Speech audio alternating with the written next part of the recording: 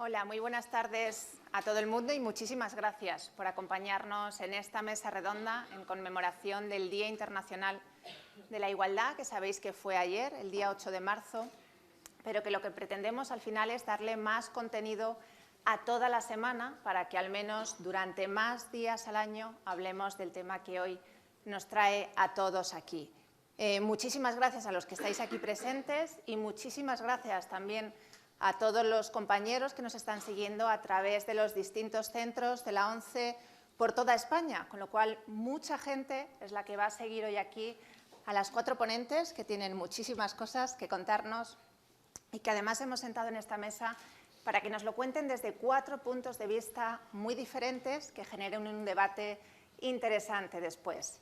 Y me vais a permitir que agradezca especialmente la asistencia tanto de nuestros máximos responsables de la ONCE, están aquí el vicepresidente primero, el director general, el consejero delegado de Ilunion, pero sobre todo están aquí también los equipos de trabajo que hay detrás y los compañeros que trabajamos juntos todos los días. Y además tenemos el importante apoyo de la presidenta de la Comisión de Igualdad del Senado, de una de las vocales, también de la Comisión de Igualdad, en este caso del Congreso, tenemos representantes del Ayuntamiento de Madrid, tenemos compañeros del mundo asociativo, del CERMI, de las distintas plataformas, plataforma del tercer sector, de la plataforma de voluntariado de España y tenemos también a representantes de la plataforma de APN, de la plataforma de pobreza y de la plataforma de acción social. Y tenemos también representantes importantes tanto de nuestro grupo empresarial como de otros grupos empresariales externos, entre los cuales pues, se encuentra Renfe, con quien estamos colaborando intensamente en los últimos meses y con los que estamos consiguiendo importantes mejoras de accesibilidad. Y ya sin más, por mi parte, me vais a permitir que agradezca un trabajo hecho desde hace muchos meses y que nos permita estar aquí hoy. Cuando terminamos la conferencia del año pasado, lo que nos planteamos es que desde luego teníamos claro que necesitábamos seguir encontrándonos presencialmente al menos una vez al año, que necesitábamos seguir hablando de igualdad de oportunidades vinculadas al apellido del género, porque nos queda mucho por avanzar, pero teníamos claro también que queríamos contar con la voz, la opinión y la participación de nuestros ámbitos territoriales. Y para ello constituimos un grupo de trabajo en el que por parte del Consejo General están Gemma León y Cristina Arias, que están aquí hoy también, y estaban los presidentes de los consejos territoriales de Aragón, de País Vasco y de la región de Murcia, Javier, Ruth y Teresa. Así que muchísimas gracias a ellos 5 por haber hecho realidad lo que hoy nos vamos a encontrar aquí, que seguro que es un éxito y que nos han facilitado además nuestros compañeros de comunicación poniendo todos los medios. Y ya sin más, vamos a empezar porque las protagonistas son en la primera parte de la mesa redonda ellas 4 y en la segunda parte de la mesa redonda los que estáis aquí presencialmente y los que vais a ir mandando seguro distintos mensajes y distintos tweets que además va a moderar después José Manuel González Huesa, como ya ha hecho en anteriores ediciones y de lo que es un auténtico experto. Me acompañan en esta mesa, como decía, 4 mujeres con una importante trayectoria personal, profesional y con gran conocimiento de los aspectos de género y algunas de ellas también de género y discapacidad. Están a mi derecha, lo que es vuestra izquierda para los que estáis viéndonos a través de las pantallas y aquí en la sala, Raquel Crespo, subdirectora de programas del Instituto de la Mujer y para la Igualdad, y Carmen Márquez, que viene como profesora de Sociología de la Universidad Autónoma de Madrid y de la Universidad Carlos III. Y están al otro lado, a mi izquierda, que es vuestra derecha, Isabel Caballero, que es la coordinadora de la Fundación CERMI Mujeres, que hoy va a ser un paso importante para que todos conozcamos más lo que hacen y cuáles son sus principales objetivos. Y está Marta Arce, que a través del programa de Trainer Paralímpicos nos va a contar si es fácil o no, luego nos dirá, conciliar la vida personal, la vida del deporte de élite, la vida además profesional como fisioterapeuta y todo ello siendo una mujer con discapacidad. Pues ya, si os parece, vamos a dar paso a la primera ponente. Van a hablar las dos primeras, Raquel y Carmen. Haremos un corte de unos 5 minutillos para que José Manuel dinamice los primeros mensajes que lleguen a través del hashtag, que como sabéis es #11 razones por la igualdad, y luego seguiremos con las otras dos ponentes. En el caso de Raquel Crespo, a la que agradezco además especialmente que esté aquí porque es una gran oportunidad para conocer qué hace el Instituto de la Mujer poniendo sobre la mesa programas y realidades concretas. Ella, como os decía, es subdirectora general de programas de dicho instituto. Es licenciada en Psicología por la Universidad de Salamanca y es funcionaria de carrera del Cuerpo Superior de Técnicos de Instituciones Penitenciarias. Además de eso, tiene gran experiencia como jefa de la Unidad contra la Violencia sobre la Mujer en su etapa en la subdelegación del Gobierno en León, y desde el mes de octubre del año 2015 ocupa su responsabilidad actual y lleva muchos años y una larga trayectoria impartiendo formación en temas relacionados con género, con violencia de género y con igualdad o no de oportunidades de la mujer. Pues Raquel, la palabra es tuya. Bueno, buenas tardes a todas y a todos los presentes. Yo primero quiero disculpar la presencia de la directora del Instituto para la Mujer y para la Igualdad de Oportunidades, el Instituto de la Mujer y para la Igualdad de Oportunidades, que ya debería estar sentada aquí, pero por razones de agenda, porque no está en Madrid, no puede estar y me ha cedido el estar hoy aquí. Doy las gracias a la ONCE y a su fundación y sobre todo a Patricia por haberme hecho este hueco aquí. Yo voy a contar un poquito lo que en el Instituto de la Mujer y para la Igualdad de Oportunidades hacemos.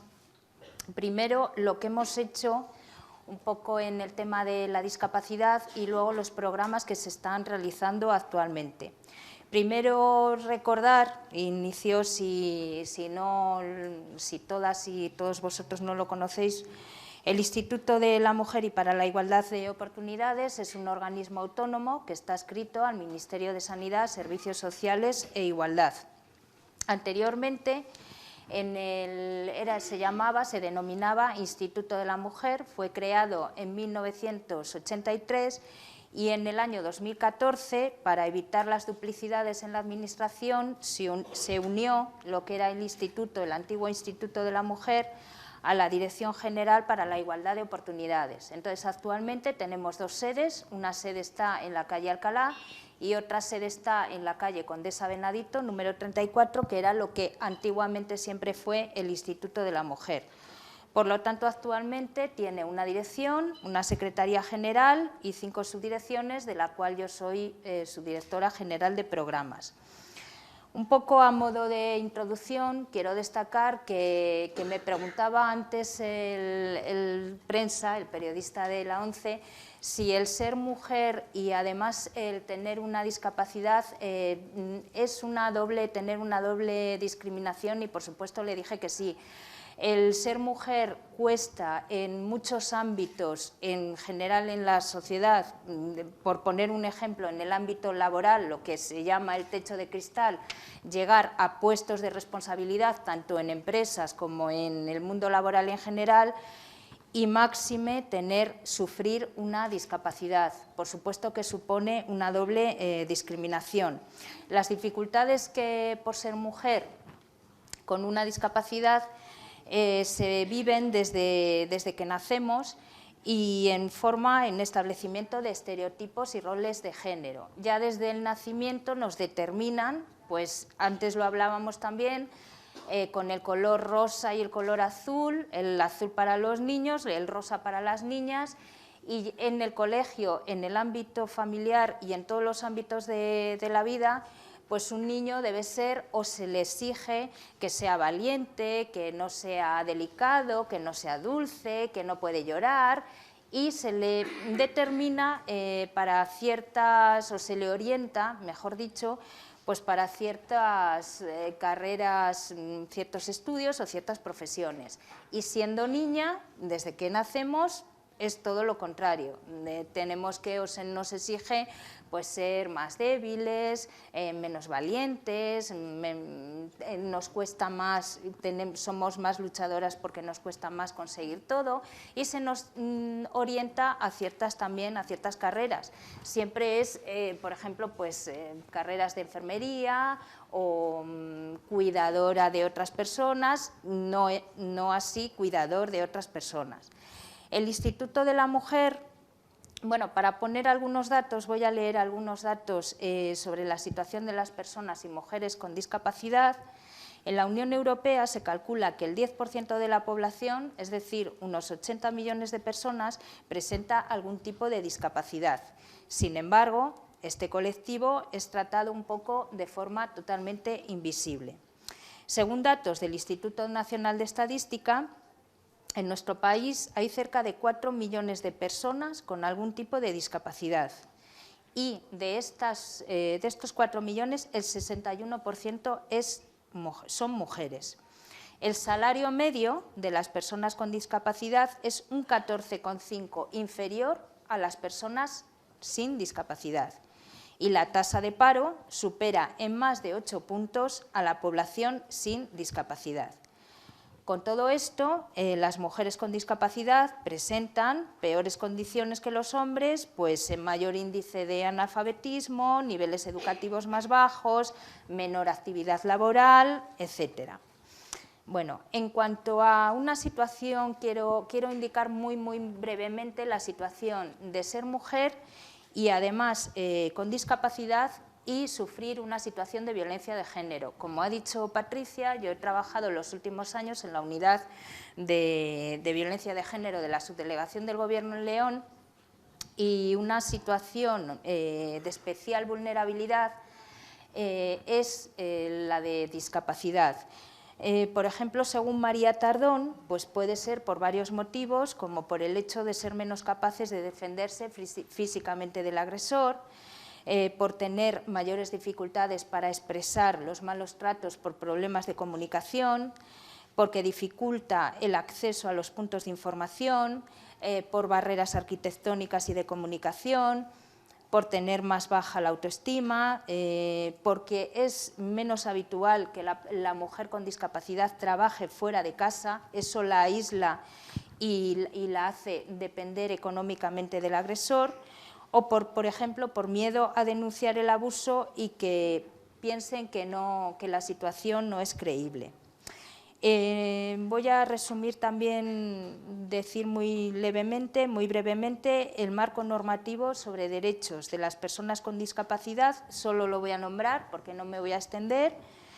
La Convención de Naciones Unidas sobre Derechos de las Personas con Discapacidad, ratificada en España en el año 2000. La Estrategia de Europa sobre Discapacidad 2010-2020, la igualdad de oportunidades, no discriminación y accesibilidad universal de las personas de discapacidad, que es la Ley 51/2003, la Ley de Promoción de Autonomía Personal y Atención a las Personas en Situación de Dependencia, que es la Ley de Dependencia, aprobada en el año 2006, la Ley Integral contra la Violencia de Género, que sabemos que se aprobó en el año 2004, en diciembre, la Ley 3/2007 para la igualdad efectiva de mujeres y hombres, tenemos más, el Plan Nacional de Acción para la Inclusión Social 2013-2016, por nombrar algunas. En cuanto al Instituto de la Mujer, ya resumiendo un poco las funciones y cómo trabajamos el Instituto de la Mujer en el tema de discapacidad, voy a resumir un poco lo que se ha hecho hasta ahora. Trabajamos con el Plan Estratégico de Igualdad de Oportunidades 2014-2016, el Plan de Acción para la Igualdad de Oportunidades de Mujeres y Hombres en la Sociedad de la Información 2014-2017, y se han realizado o se intenta dar visibilidad a la realidad de estas mujeres mediante estudios de investigación.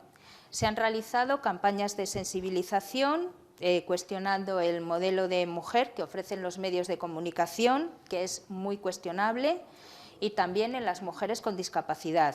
Se han elaborado diferentes materiales, vídeos, folletos, por ejemplo, por nombrar alguno, el vídeo sobre mujeres con discapacidad, realizado en colaboración con Radio Televisión Española, la guía sobre salud en las mujeres con discapacidad o el vídeo sobre mujeres deportistas. También en el Instituto de la Mujer se fomenta el movimiento asociacionista, este ya es del área de la subdirección en la que yo dirijo.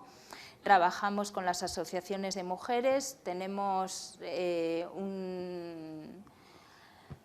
un programa, unas 90 asociaciones, mantenemos el movimiento asociativo de gastos para la sede, en gastos de personal, gastos directos y gastos indirectos.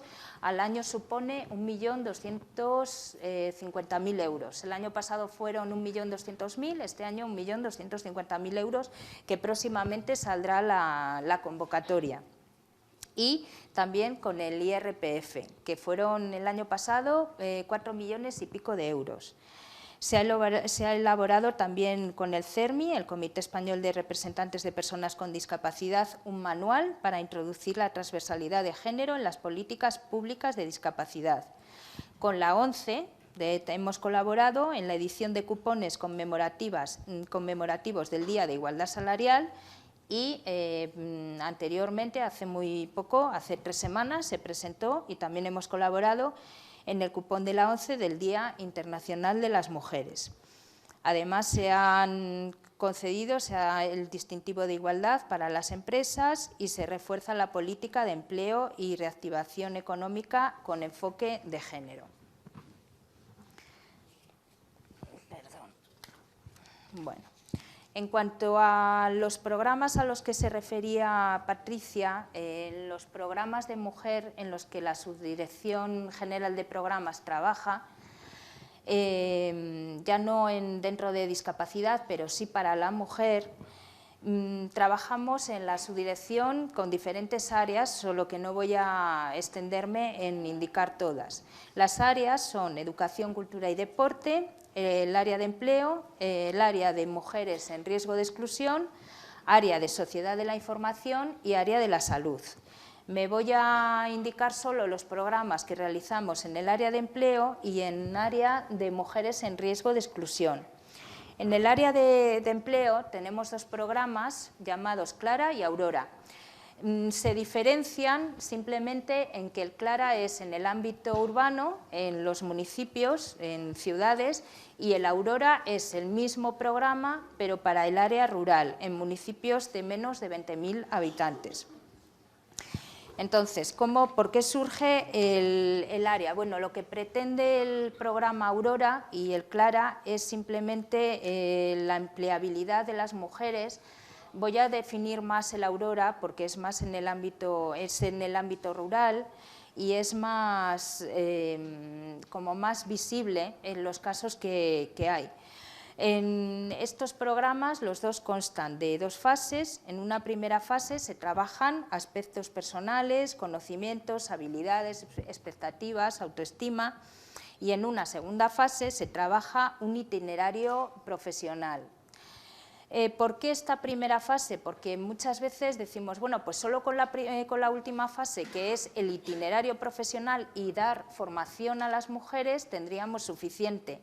Y no es cierto, porque trabajamos con mujeres tanto en el ámbito urbano, pero se nota más en el ámbito rural, mujeres desempleadas de larga duración o mujeres que no han tenido nunca un empleo, mujeres que están en una situación de violencia de género que no lo indican hasta pasados unas semanas o unos meses del programa, que están sufriendo la situación de violencia de género, mujeres también que provienen de la calle o de ambientes marginales. Entonces, en esta primera fase se refuerza la motivación, la ayuda, la autoestima, porque ellas mismas piensan que no valen para nada y con esta primera fase se le da ese impulso para obtener la formación. La metodología es de forma coordinada, se realizan estos programas a través de convenios entre el Instituto de la Mujer y los ayuntamientos. Hasta el año pasado. Este año, no sé si voy bien de tiempo. Vale, bueno, voy a terminar. Bueno, resumo mucho. Este año se van a realizar a través con diputaciones provinciales y con ayuntamientos. En cada convenio el Instituto de la Mujer financia un 80% y el ayuntamiento o la entidad local, en este caso diputación o ayuntamiento, financia el 20%. La primera fase, bueno, el ayuntamiento contrata el servicio técnico a través de una empresa o con personal propio del ayuntamiento, y el Instituto de la Mujer revisa todos los currículums de las personas que van a dar los cursos, las dos fases, tanto la primera como la segunda. La primera fase ya he dicho lo que se realiza, y en la segunda fase se da formación específica a las mujeres teniendo en cuenta el ámbito en el que viven, las necesidades de empleabilidad de ese ámbito. Entonces, muchas veces se dan cursos relacionados con la agricultura, si en ese ámbito rural pues las necesidades o la demanda de empleo tiene relación con ese sector. En otros sectores, por ejemplo, se han realizado cursos tan diversos como marketing, sociedad de la información, pesca en zonas pesqueras, agrícolas, de manera que un porcentaje alto de mujeres bien encuentran empleo o bien pueden ponerse como autónomas. Yo traía algunos ejemplos para leer, pero no me da tiempo a leerlos, pero son tan interesantes como en algunos sitios una mujer, por ejemplo, que hacía mermeladas en su casa, realiza el curso Aurora y a través de la realización del curso monta una empresa como autónoma para vender esas mermeladas a través de las redes sociales, a través de Internet. Otra persona, por ejemplo, que tenía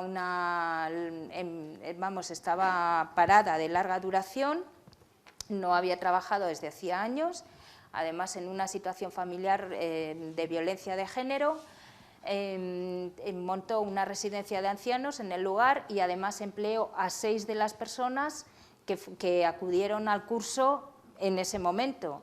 Otra persona, pues a través de Internet, también montó su propia empresa, con lo cual un alto índice de mujeres que realizan el curso pueden emplearse. Y para finalizar ya, tenemos los otros tipos de programas que se llaman programas SARAS, que son con mujeres en situación de en situación de exclusión, de riesgo.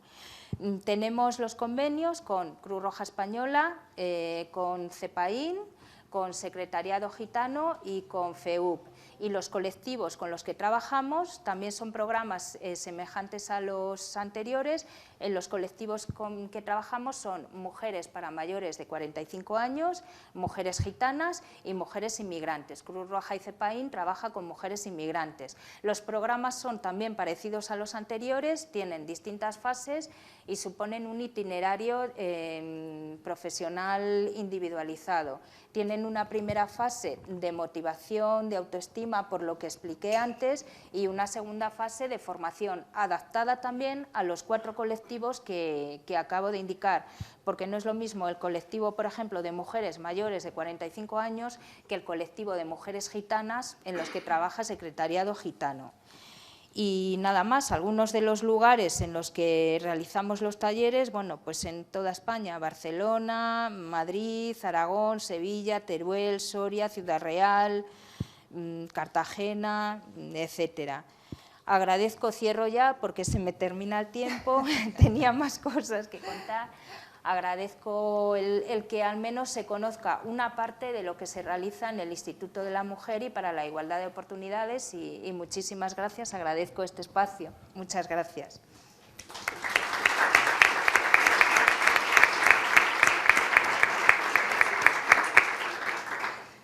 De todas formas, no te preocupes, Raquel, porque luego va a haber un espacio de preguntas y seguro que con motivo de esas 11 razones por la igualdad que hemos distribuido por toda España, hay cuestiones que tú has apuntado ahora y en las que luego te piden que profundices, y sobre todo por algunas cuestiones que nosotros recogíamos en esas 11 razones y que veréis que se van a ir abordando a lo largo de la tarde.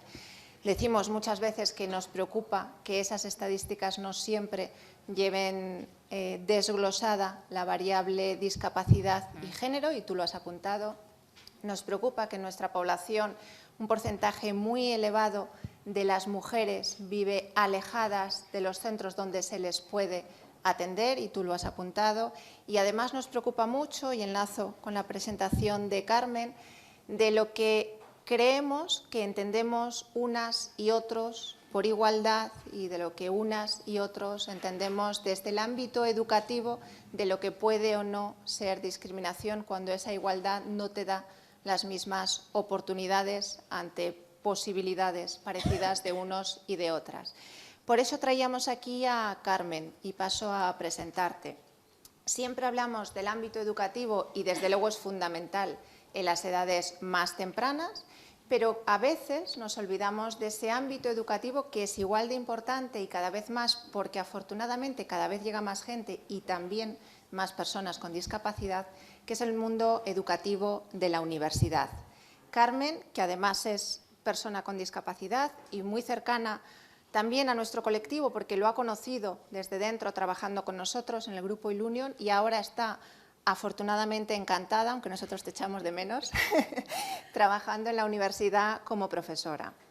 Ella es doctora europea en Ciencias Sociales, es experta en género por la Universidad de Huelva y actualmente, como os decía, compatibiliza su actividad en las universidades Autónoma de Madrid y en la Carlos III.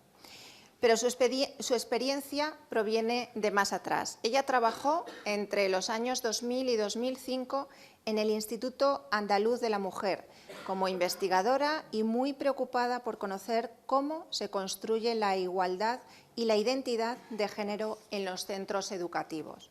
Y además de eso, pues investiga, se preocupa porque esa variable de género vaya lo más vinculada posible, ahora nos contará cómo, a la de discapacidad, porque esté presente en las investigaciones, porque esté presente en las aulas y porque vaya siendo cada vez más permeable a todos los ciudadanos, estudiantes que pasan por allí, tengan o no alguna discapacidad. Carmen, cuando tú quieras. Hola, buenas tardes a todos y a todas. Bueno, en primer lugar, agradecer la invitación esta tarde a compartir este espacio y este rato de encuentro con todos vosotros y vosotras. Le agradezco enormemente a ONCE y su fundación, y a Patricia y a todo su equipo, que nos ha hecho muy fácil la tarea de estar aquí esta tarde.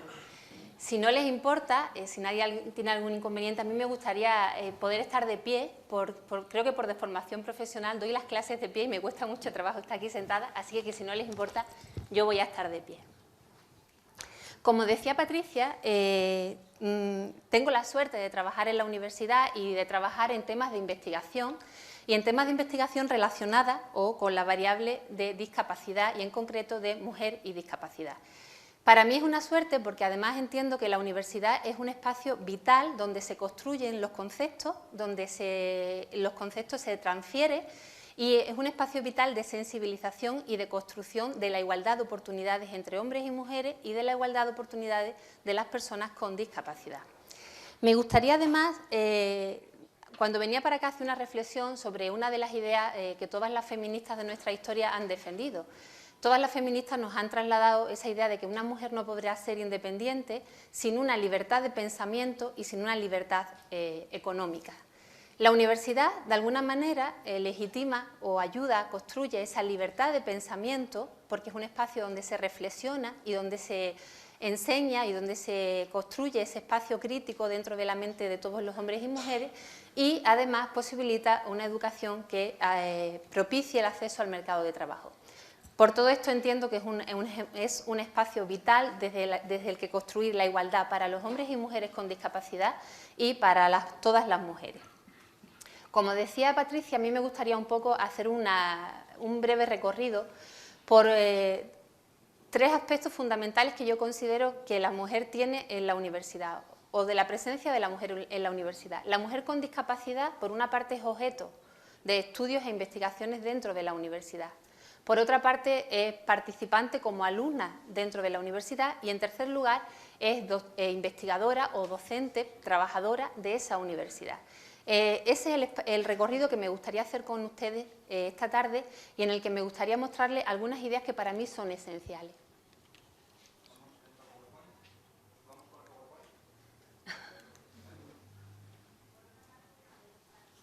Bueno, como les decía, los trabajos sobre discapacidad, que es el primer punto en el que me gustaría pararme, la mujer con discapacidad como objeto de la investigación educativa, como objeto de la investigación universitaria.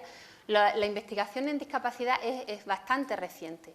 Hasta los años 80, el modelo sobre el que se basaba o sobre el que se ejercían y se desarrollaban todos los trabajos de investigación que apuntaban a la situación de las mujeres y a la situación de los hombres y mujeres con discapacidad, estaban desarrollados desde un enfoque médico. Es decir, lo único que importaba o lo único que se medía era la situación médica o la situación social de las personas con discapacidad, entendiendo que la discapacidad era una enfermedad y que, por tanto, la persona con discapacidad en gran medida estaba enferma.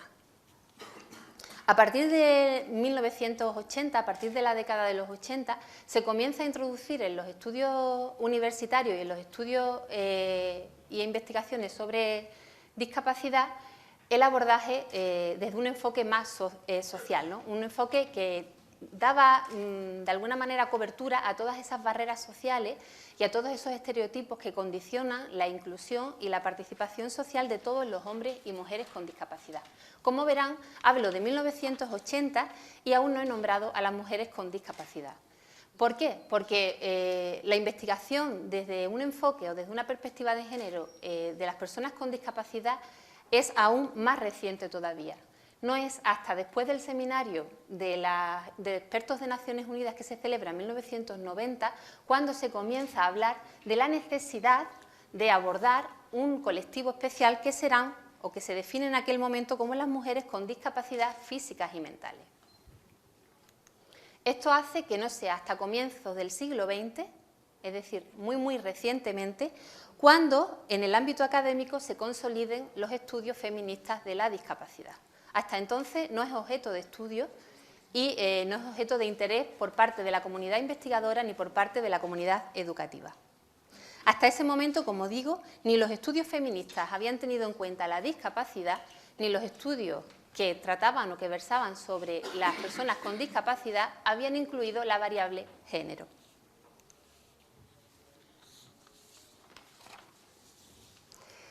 ¿Qué es lo que se pide ahora desde la institución educativa y sobre todo desde el ámbito universitario? ¿Qué pedimos las investigadoras universitarias?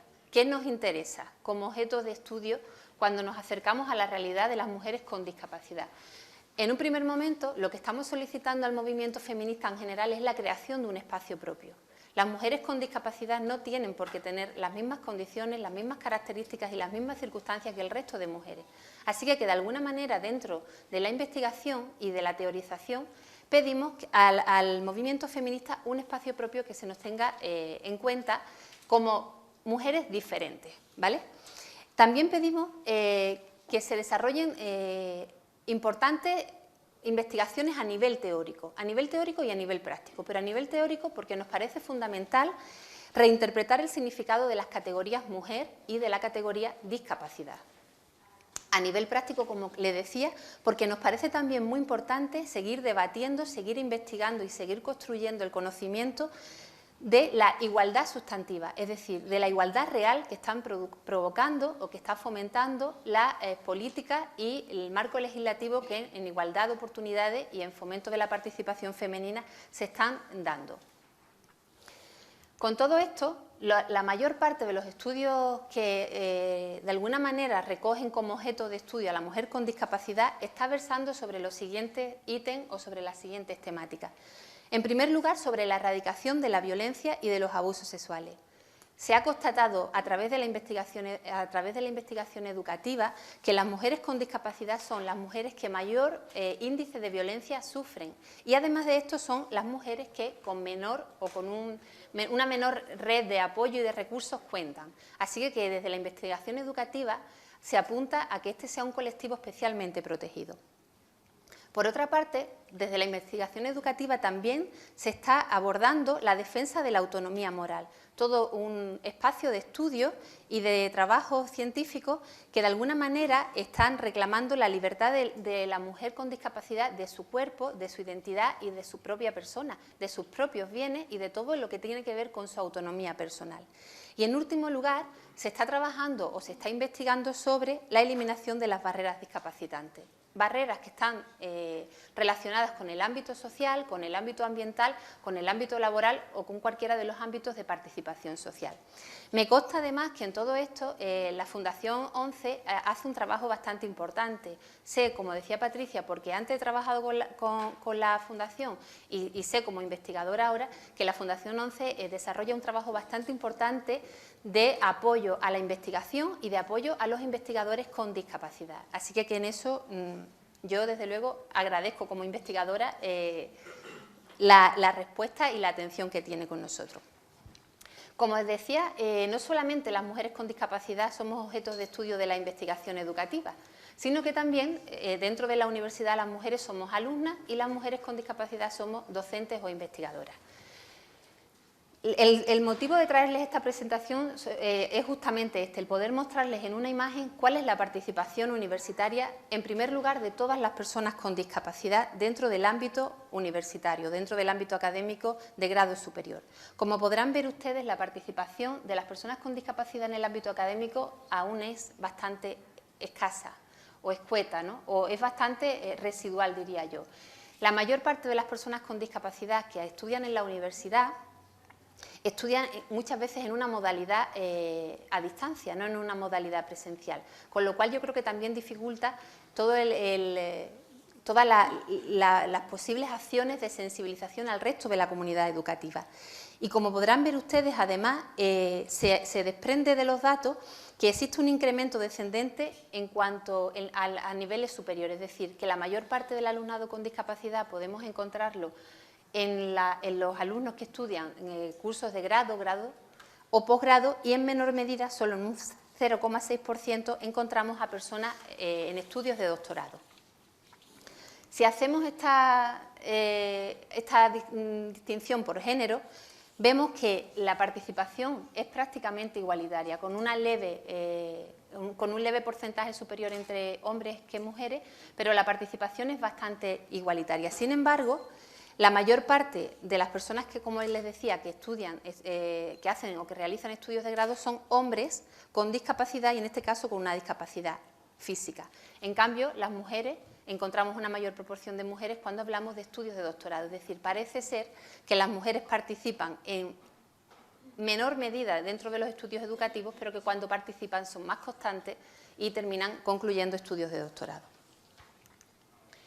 Mucho más significativos son los datos que hablan sobre la participación de las mujeres universitarias como profesoras o como docentes dentro de la universidad. Como verán ustedes, es prácticamente imperceptible el porcentaje de mujeres con discapacidad que trabajan dentro de la universidad. No llega prácticamente al 0,6% del porcentaje total de profesores y profesoras, es decir, solamente un 0,6% de profesores y profesoras dentro de la Universidad Española se dedican a la docencia o a la investigación, de mujeres con discapacidad, perdón.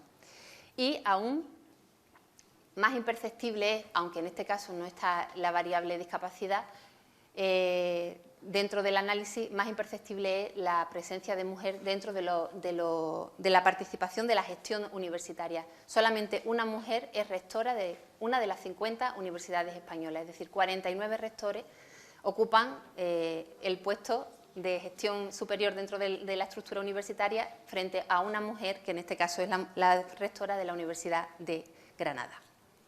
Con todo esto verán ustedes que nos quedan muchos retos por delante. Que quedan muchos retos, entre los que destaco o entre los que yo quería hacer esta tarde una especial mención. Dentro de la universidad es necesaria o se hace necesaria la formación y los recursos, la mayor dotación de formación y de recursos que eviten el abandono temprano de cualquiera de las personas con discapacidad y en especial de las mujeres con discapacidad. Es decir, que ayuden a que las mujeres y los hombres con discapacidad puedan terminar su formación universitaria siempre que lo deseen. Se hace además necesaria la difusión de las buenas prácticas que ya se están llevando por parte de los servicios de atención al alumnado con discapacidad. En esto creo que hemos dado un paso cualitativo bastante importante. Los servicios de atención a las personas con discapacidad, al alumnado con discapacidad, está ayudando a que esos procesos de enseñanza universitaria se prorroguen todo el tiempo que sea necesario y a que la integración en el ámbito académico sea cada vez mayor. Aún así, se precisa y se hace fundamental la extensión de las buenas prácticas. Se hace además importante fomentar la participación de las mujeres, como ya decíamos antes, dentro de las estructuras de representación y de las estructuras de participación universitaria. Mujeres y mujeres con discapacidad, que como decíamos antes, es prácticamente imperceptible. Y por otra parte se hace de urgente necesidad también el fomento de proyectos de investigación relacionados con la discapacidad, pero que incluyan y tengan en cuenta la perspectiva de género. A mí me gustaría terminar mi intervención con una de las ideas que recoge la Fundación ONCE y su fundación dentro del díptico de presentación de este encuentro. Patricia nos invitó a reflexionar sobre esas 11 razones y yo quiero quedarme con la razón número 8, con la 8ª razón, en la que la ONCE y su fundación precisa y dice exactamente: los estudios realizados acerca de la igualdad de género deben visibilizar la situación y las necesidades de las mujeres con discapacidad. Esa es mi invitación, mi compromiso personal dentro de la institución en la que trabajo y mi invitación a todos ustedes esta tarde. Ayudemos, fomentemos o aportemos nuestro granito de arena para que los estudios de género visibilicen la situación de las mujeres con discapacidad y desde estructuras como la universidad y como el campo de la investigación podamos poner en marcha e implementar nuevas prácticas y una mayor sensibilización para que esta integración sea posible. Muchas gracias.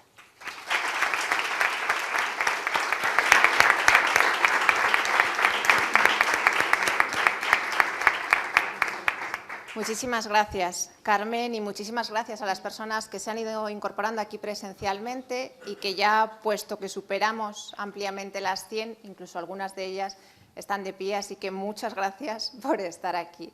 Y permitidme que agradezca especialmente la presencia de nuestro presidente de la ONCE y su fundación, que se ha incorporado también. Muchas gracias, Miguel, por compartir con nosotros la preocupación por la igualdad de oportunidades tanto de las personas con discapacidad como de las mujeres con discapacidad, que es lo que nos trae hoy aquí. Como veis, hemos partido de lo más general y es de en qué está trabajando la Administración, en qué nos podemos coordinar más para seguir haciéndolo y en concreto desde el Instituto de la Mujer y para la Igualdad. Y hemos pasado a ese mundo que nos preocupaba de la universidad, no solo como receptores de la enseñanza, sino también formando parte de la investigación y de la docencia. Por lo tanto, muchísimas gracias, Carmen, desde el conocimiento, tanto del grupo como de la universidad, por preocuparte por la investigación y por preocuparte por transmitir esos valores en los que estamos trabajando cada vez más. Y vamos a hacer ese primer corte de los 5 minutos para que José Manuel González Huesa nos vaya contando qué ha ido llegando y cuál es la preocupación que nos van transmitiendo desde los ámbitos. Muchas gracias, Patricia. Buenas tardes a todos. Vamos un poquito tarde, así que vamos a intentar agilizar este proceso en el que estamos toda esta tarde todos metidos. Es curioso porque nos han llegado un montón de mensajes, nos han dicho que la gente estaba tomando un café mientras que veía antes de ver estas intervenciones. Hay gente que lo estaba celebrando en algún sitio como en Sevilla, los andaluces son así, se han animado a hacer una representación, una obra de teatro, que alguno podéis ver alguna foto si podéis llegar a acceder a ella, con el hashtag, repito, hashtag 11 razones por la igualdad, donde os decía hay una representación de unos curas, parece que son unos curas atados a una cuerda. Bueno, os remito a esa imagen muy curiosa. Hay un mensaje desde Valencia, desde UTO-UGT Valencia, que dice que Valencia se reafirma en su compromiso con la política de igualdad. Y os digo esto porque justo aquí al lado viene el presidente de la ONCE de ello. Hay un acto de UGT, un acto multitudinario de UGT que va a suponer un cambio muy importante en el sindicato. Hay un montón de mensajes de los diferentes consejos territoriales de la ONCE. Por ejemplo, desde Sevilla, como os decía antes, insistían mucho en el fenómeno de la igualdad. ¿Por qué hay que preguntarse todavía por la igualdad? Desde Canarias dice que hay que buscar argumentos para convencer a los hombres. Desde Castilla-La Mancha hacen también una reflexión diciendo que hay que cambiar los roles y hay que alcanzar la igualdad ya. Desde Navarra dicen que la igualdad es un derecho y la lucha contra la discriminación nuestro primer objetivo. Cataluña hace una referencia a una sociedad un poquito más igualitaria y hay que superar esas dificultades, especialmente con las personas con discapacidad. Desde Valencia dicen tenemos derecho a disfrutar de ser mujeres, no a una obligación de ser superheroínas.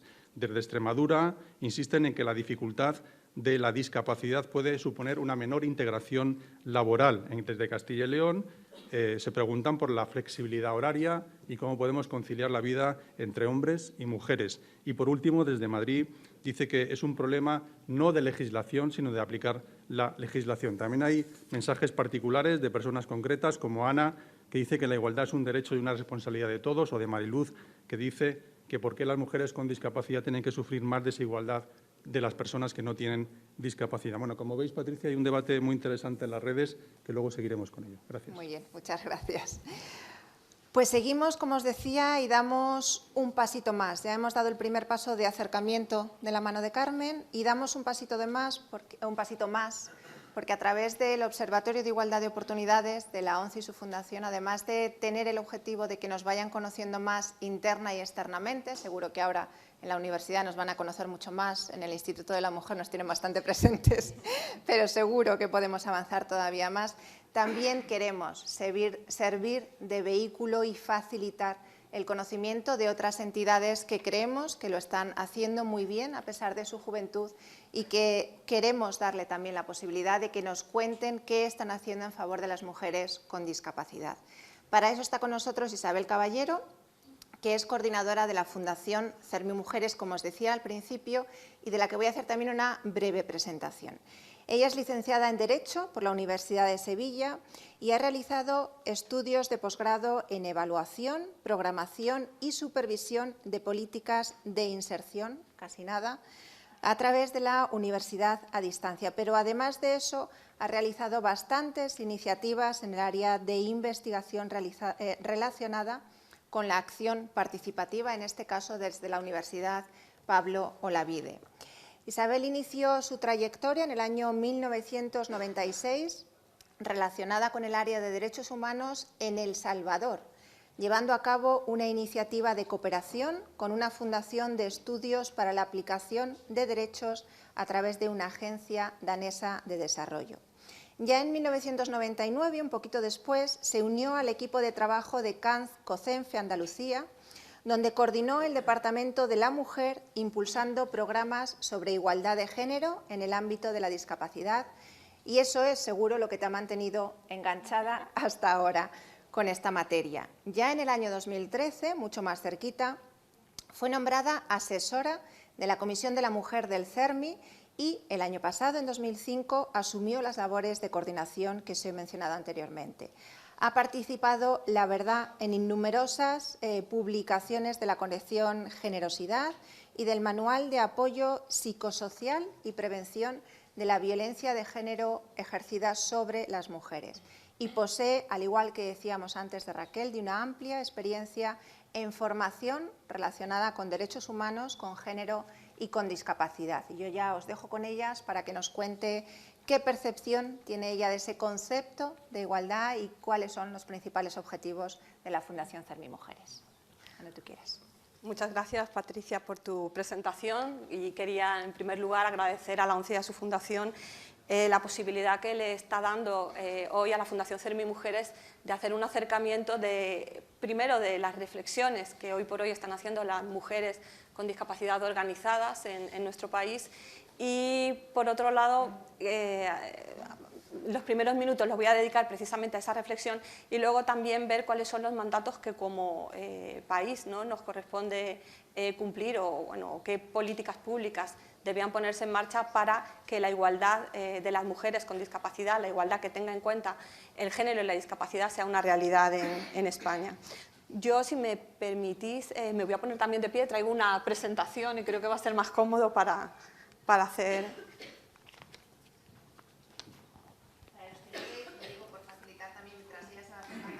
Para los que no vemos la presentación, no os preocupéis, porque igual que ha hecho Carmen, ellas van describiendo lo que aparece en la pantalla.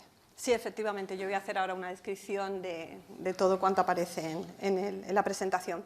Como os comentaba, yo quería utilizar unos minutos sobre todo para hacer una reflexión de cómo es posible que dentro de un movimiento, yo vengo del movimiento asociativo, ¿no?, de la discapacidad, cómo es posible cómo dentro de un movimiento que lucha por los derechos humanos de las personas con discapacidad, de repente surge un grupo que de una manera crítica lo que quiere es poner sobre la mesa que existen también otras formas de discriminaciones, formas de desigualdad que hasta la fecha no habían sido tenidas en cuenta. Y esto es precisamente lo que desde la década de los 90 han venido realizando las mujeres con discapacidad en nuestro país. En muchos casos, además, de una manera bastante pionera, porque si lo comparamos con lo que ha ocurrido en otros países de nuestro entorno, en países europeos, no hay una estructuración del movimiento, muchos de los que estáis aquí lo sabéis, del movimiento de derechos humanos en torno a la discapacidad, pero mucho menos existe un movimiento feminista que hable desde la discapacidad. Y eso es algo que realmente se ha dado en España, ¿no? No sé si la presentación está... Ahí está. No, comenzaba con unos datos estadísticos, como se ha dicho, ¿no? Sabemos que en nuestro país hay alrededor de 4 millones de personas que tienen algún tipo de discapacidad, de las cuales el 60% son mujeres. Esto se debe a que, bueno, las mujeres pues vivimos más, somos más longevas, y luego también hay un enfoque de género, algo que tiene pertinencia de género en el sentido de que las mujeres nos cuidamos menos, estamos entrenadas para cuidar a los demás, pero no tanto en el autocuidado, y esto a la larga pues, y en edades avanzadas pues, puede llevar al desarrollo de cierto tipo de discapacidades.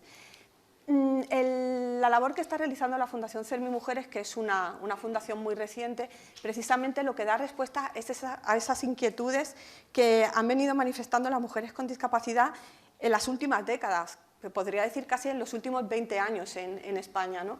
Estamos trabajando desde un enfoque que parte del paradigma de la complejidad, es decir, tenemos en cuenta como punto central la idea de la diversidad que nos caracteriza. Como movimiento estamos muy entrenadas a percibir las desigualdades que se producen por razón de discapacidad, pero eso no necesariamente nos hace estar entrenados para percibir otro tipo de desigualdades como pueden ser las desigualdades de género. Entonces yo os traigo aquí, en estos minutos de reflexión, quizás algunas palabras, algunos conceptos que puedan resultar para algunos de nosotros aquí nuevos, pero que creo que son fundamentales que nos vayamos quizá familiarizando con ellos, porque forman parte de la terminología que tenemos que empezar a utilizar para entender o para verbalizar la desigualdad que tratamos, ¿no?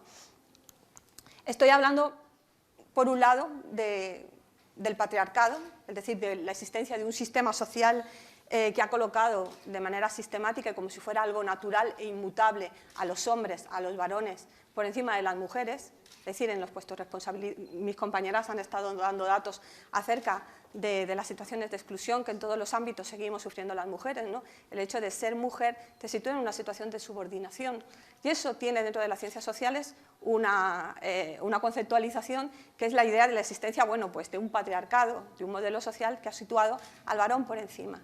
Lo que tenemos que hacer desde el movimiento de la discapacidad es hacer ese cuestionamiento de esa inmutabilidad o esa idea de que esto es natural, de que esto siempre ha pasado. ¿Por qué? Porque además tenemos el entrenamiento, sabemos muy bien cómo hacer esa crítica a la sociedad hostil con las personas con discapacidad, porque manejamos un concepto de discapacidad construido socialmente, ¿no? La discapacidad como construcción social.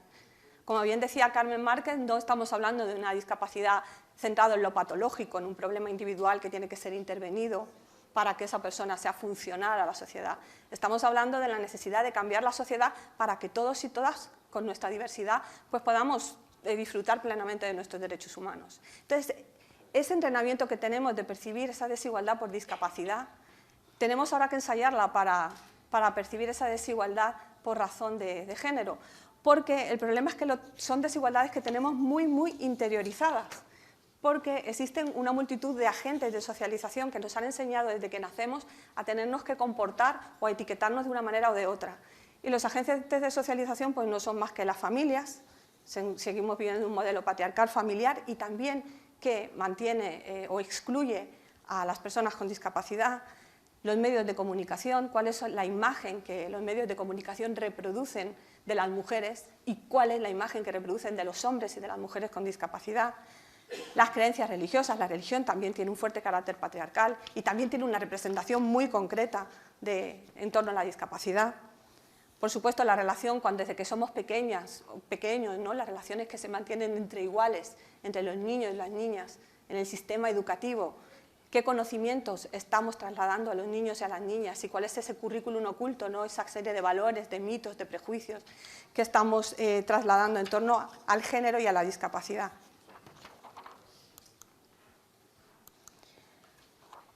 Por lo tanto, nos encontramos con estas dos grandes construcciones sociales, que es las que manejamos constantemente dentro de la Fundación CERMI-Mujeres, que es la idea de género, o sea, nacemos con unas determinadas características biológicas, una genitalidad con una carga cromosómica específica y a partir de ahí la sociedad empieza a otorgarnos una serie de características, hay expectativas en torno a lo que vamos a hacer, a qué juguete vamos a utilizar, qué ropa vamos a vestir, qué trabajo vamos a desarrollar. Lo mismo ocurre con la discapacidad. Se concibe que hay un cuerpo humano estándar, un cuerpo humano funcional, que es el que todos y todas debemos tener para que podamos gozar de nuestros derechos de manera plena. Y si no encajas en el modelo, pues entonces estás automáticamente fuera de ese modelo. Problema, la naturalización de la desigualdad, que es lo que trabajamos fundamentalmente.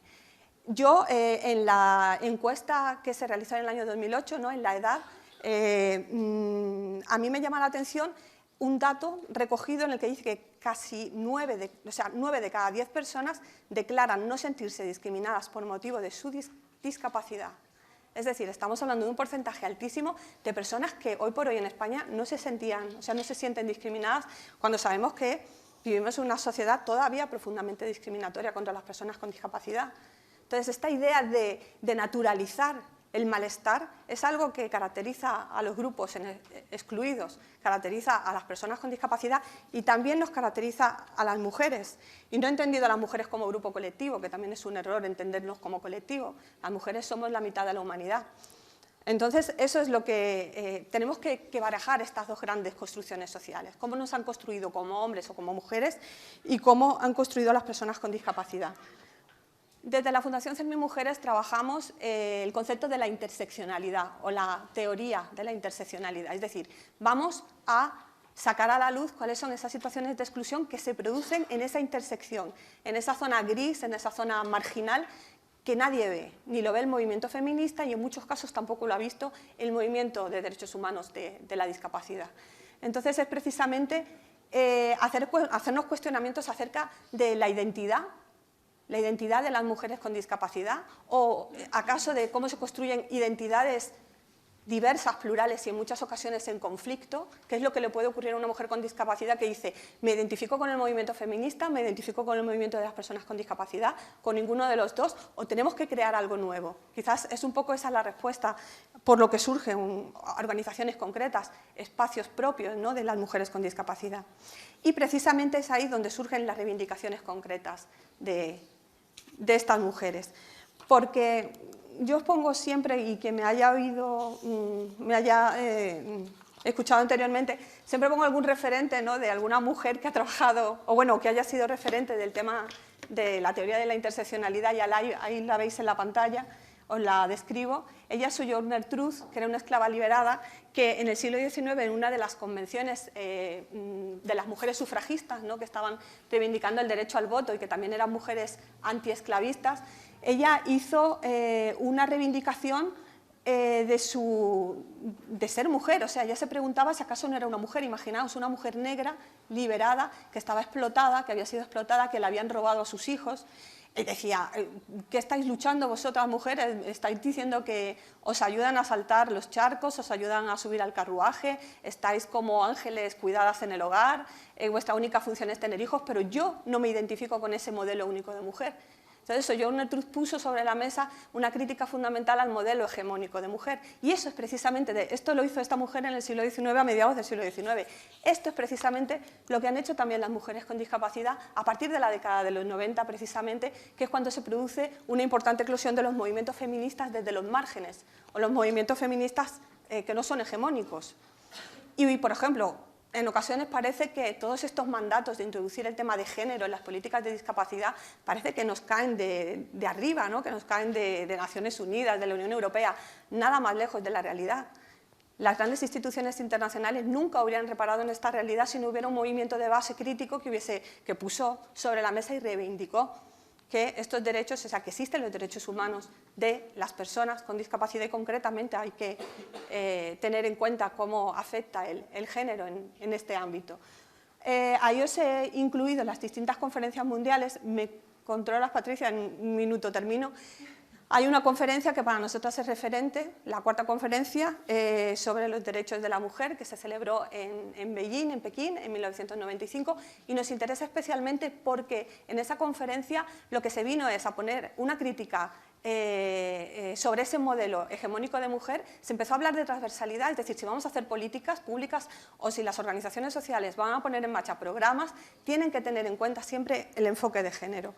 Y luego también fue un espacio en el que se abrió también a las mujeres con discapacidad. No es casual, precisamente esto se celebró en Pekín en el año 95 y no es casualidad que el primer manifiesto de las mujeres con discapacidad en Europa surja 2 años más tarde.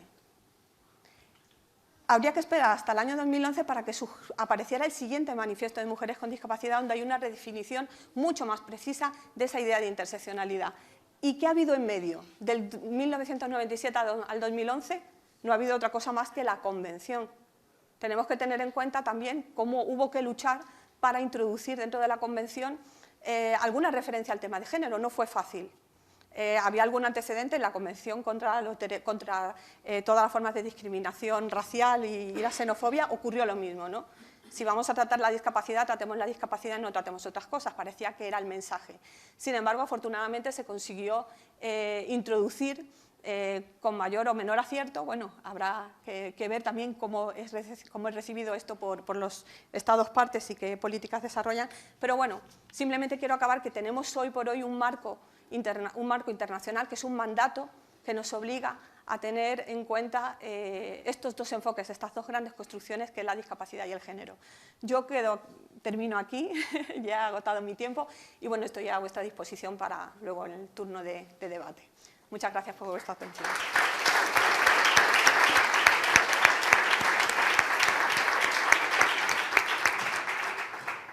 Muchísimas gracias, Isabel, por contarnos las cosas con la misma rotundidad y convicción que haces siempre y con la misma sencillez también. Forma parte también del Observatorio de Igualdad de Oportunidades de la ONCE y su fundación, el CERMI, como no podía ser de otra forma, y nos apoyamos, y seguro que lo vamos haciendo mucho más mutuamente en la Fundación CERMI Mujeres, para poner sobre la mesa esos datos que no son tan antiguos. Por desgracia, Carmen aludía también a ellos. Partimos de datos más ciertos desde el año 2000, es decir, antes de ayer, y todavía nos cuesta mucho también internamente vincular esos dos conceptos de género y discapacidad. A veces hablamos de igualdad, normalmente en esta semana, y afortunadamente todos los años hablamos de discapacidad, al menos seguro en la semana del 3 de diciembre. Acostumbrémonos más también nosotras a vincular esas dos variables y a ver el efecto multiplicador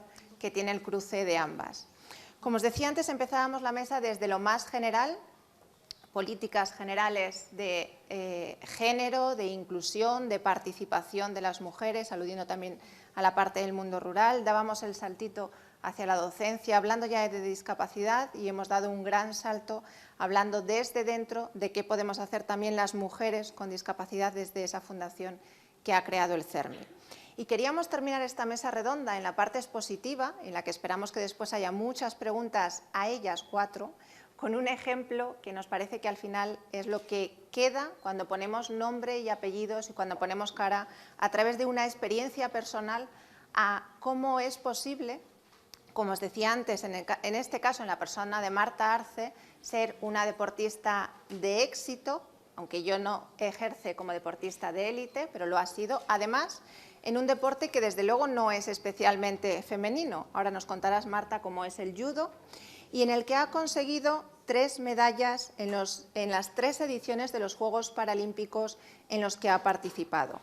Ella está retirada del deporte de élite, pero compagina su actividad profesional como fisioterapeuta, que es una profesión con la que afortunadamente las personas con ceguera y deficiencia visual, como es su caso, se ganan muy bien la vida porque son estupendos profesionales, y en este caso una estupenda profesional, y además lo compagina con su vida familiar, con 2 niños que ya están en este mundo y con otro que nos ha prometido, que aunque está de 8 meses no va a venir hoy. Y por eso queríamos terminar esta mesa con esa experiencia directa, para que Marta nos cuente, después de toda esta teoría, después de todos los estudios, después de las buenas intenciones y de la puesta sobre la mesa de la necesidad de mejorar, si realmente en una misma lo percibe en su día a día, lo percibe en su desempeño como deportista de élite, como mujer profesional y como madre de una familia de la que, por supuesto, también hay que encargarse, aunque sea una profesional y una deportista de élite. Así que, Marta, son todos tuyos. Pues muchísimas gracias, Patricia, muchísimas gracias a todos por estar aquí.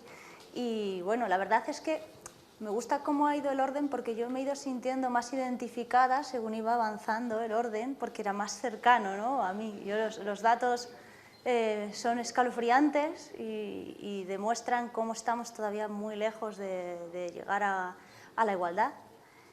Pero ya cuando ha hablado Isabel, digo, madre mía, digo, yo he vivido todas las fases, ¿no?, desde la escuela y de naturalizar la situación.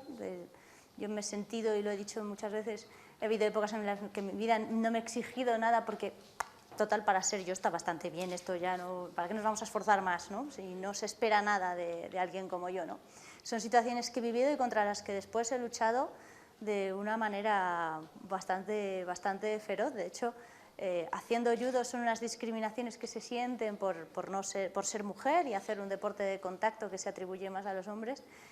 Aquí, porque cuando se definió el judo y cuando apareció el judo, Jigoro Kano lo diseñó para hombres y mujeres y tenía alumnas, aunque no participaban todos juntos mezclados como hacemos ahora en las clases, pero tenía alumnas porque quería que fuera un deporte olímpico y lo tenía claro desde el principio. Y de hecho el judo es el camino de la flexibilidad, que es una característica que se atribuye más a las mujeres que a los hombres.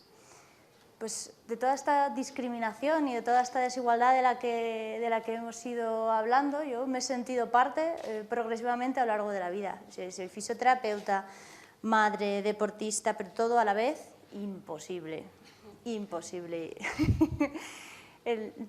La conciliación ha ido siendo progresivamente más complicada, porque al llegar a la parte de ser madre entra ahí en gran medida la incertidumbre y el que va a pasar. ¿Qué madre que esté aquí, o qué padre, no se ha arrimado a una cuna a las 7 de la mañana, ha echado la mano y ha dicho, ¡oh, tiene fiebre! O se ha acercado a su niño y ha dicho, a ver si le puedo colocar el Talsi media hora antes de llegar al cole, y conseguimos que aguante el día hasta que pueda solucionar esta situación para mañana. Son cosas que yo creo que las vivimos todas, ¿no?, y todos. Pero la verdad es que parece mentira que, estando en la época que estamos viviendo, pues suframos todavía todas estas circunstancias, y sobre todo que muchas veces las suframos sin darnos cuenta y participemos de ellas sin darnos cuenta de lo que estamos viviendo, ¿no?, y cómo formamos parte al final y sin querer, no dándonos cuenta, lo transmitimos a nuestros hijos, que al final acaban actuando y haciendo renuncias igual que las han hecho sus madres, porque las circunstancias les han venido así, ¿no? Yo he sentido esta situación muchas veces, no por ello he dejado de luchar, porque creo que de hecho ese ha sido un poco el motor de todo mi movimiento, un poco la lucha. Pero recuerdo desde la carrera haberme planteado al terminar si ponía que había estudiado en la ONCE o no, porque había sido ya una época en la que se estaba dejando la fisioterapia de calidad y sustituyéndola por una fisioterapia de mutua, en cierta medida, que va muy rápido y se asocia a la velocidad, y dices, bueno, pues si pongo Autónoma de Madrid, pues, y no pongo foto, pues al menos voy a llegar a la entrevista, por lo menos allí tengo la oportunidad de defender mi situación y mi posición, ¿no?, y decir, no, déjame que te explique, mira, sí, me muevo muy rápido, cuando controlo una máquina voy a poder correr igual que cualquier otra persona, ¿no? Y en el mundo del judo, pues esa discriminación no la he sentido tanto, porque empecé en un sitio donde había más personas discapacitadas y más chicas, sobre todo, porque no sé si lo sabréis, pero las judocas españolas con discapacidad somos la caña, siempre traemos medallas, a ver ahora de cara a Río, pero de hecho nos quedamos sin juegos en pleno año 2000. No había categoría femenina paralímpica. Y para nosotras, que no llevábamos tantos años, nos pareció increíble, inaudito. De hecho, un montón de mujeres europeas y americanas, sobre todo, se retiraron porque estaban aguantando para llegar a Sydney y no hubo juegos. Y bueno, pues se te queda diciendo, ¿qué hago ahora? ¿Me retiro yo también? Porque ya tengo una edad y debería ponerme a trabajar, y entonces, si ya nos retiramos todas, esto se muere. Y dijimos, pues no, hay que aguantar hasta los siguientes, por lo menos, que llegue a haber unos juegos en condiciones. Y así hemos ido luchando y luchando y luchando. Y claro, llega un momento que ya la discriminación no sabes si te la has pseudo creído, y no es, porque llegas a alcanzar algunos puestos, pero con dificultades. Pero cuando ya llega la maternidad, ahí la conciliación se acaba. Porque puedes ir a una entrevista y ser discapacitada, que ya te miran así. Pero si encima eres madre, eso ya es otra historia, porque entran muchos más factores. Ya una persona que es madre hoy puede ser madre mañana, y eso es un problema para las empresas. Y yo creo que en ese sentido, tanto las políticas como todas las cosas que se están haciendo son muy insuficientes todavía. O sea, una conciliación que me exige a mí, que es como es mi situación, y reconozco que estoy ahora en un puesto maravilloso, que he tenido una jefa que por primera vez, cuando le he dicho estoy embarazada, que yo llevaba con toda mi ansiedad puesta y todo el miedo, me ha dado un beso y un abrazo. Y eso en otros sitios, bueno, yo cuando pedí una excedencia en otra empresa perdí mi puesto al volver a incorporarme. Y no porque fuera, no por oportunismo ni por nada, sino porque no les interesa, porque puedes volver a faltar y es un problema. Y en esa situación en la que me he encontrado, pues en este mismo puesto he ido a hacer una entrevista y me he encontrado en esa situación en la que te han dicho, pero tú vas a tener fuerza, porque mira que estos chicos son muy grandes y a veces se ponen un poco brutos. He dicho mal y pronto, trabajo en una residencia para personas que son mayores de 45 años con discapacidad intelectual, y algunos pues tienen alteraciones de conducta a veces, ¿no? Y eso ante un embarazo o ante otras circunstancias pues puede ser un problema, puede representar un problema para la empresa. En este caso no lo ha sido, pero en otros muchos sí que lo ha sido, y sí que nos hemos quedado fuera, no lo digo solo yo, sino por otras compañeras también, que lo han estado viviendo y se han quedado en casa. No ha habido ocasión de remontar esa situación.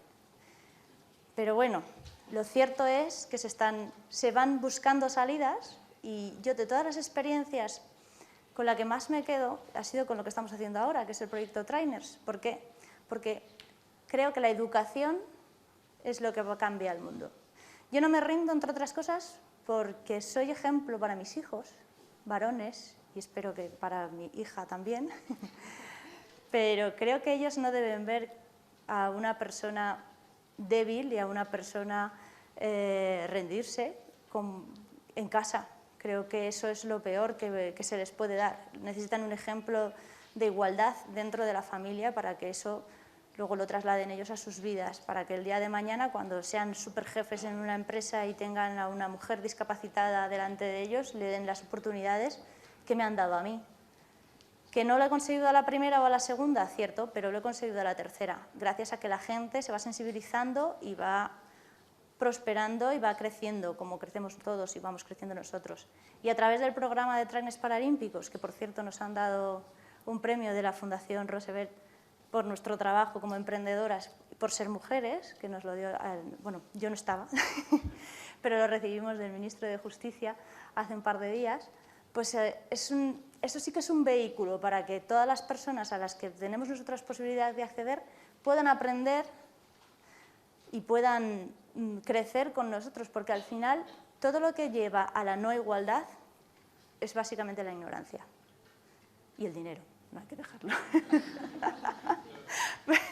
tristemente también, pero todas las personas que ponen en duda las capacidades de los de alrededor normalmente simplemente o por miedo o por propia incompetencia. Yo lo siento verlo así, quizás es un poco drástico, pero creo que con estas cosas no se puede andar siempre protegiendo y con pies de plomo a la hora de decir las cosas, porque si no, no vamos a ningún sitio. Yo, por lo menos, soy de las que piensa que la conciliación, hoy por hoy, desde un punto de vista realista, no existe. Yo me he buscado un trabajo de media jornada, de mañana, y me ha costado la vida encontrarlo, porque si hubiera tenido uno de tarde, no hubiera podido conciliar, hubiera tenido que pedir una reducción de jornada, ya es más hablar con jefes, más esperar a ver qué pasa, más esperar y es demasiado estrés vital.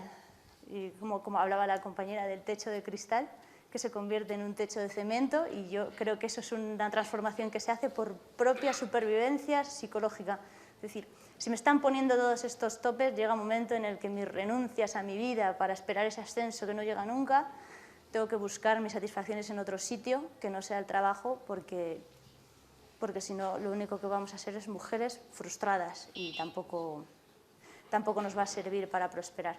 Así que desde aquí os animo a que todo el mundo luche, sobre todo las mujeres, porque lo que no luchemos nosotras nadie lo va a luchar por nosotras, y especialmente con discapacidad, porque si yo me quedo en mi casa compadeciéndome, a la sociedad no le importa, ni va a venir a buscarme. Tengo que salir yo a reclamar lo que creo que me corresponde y a hacer que mis derechos se hagan valer. Y muchas gracias.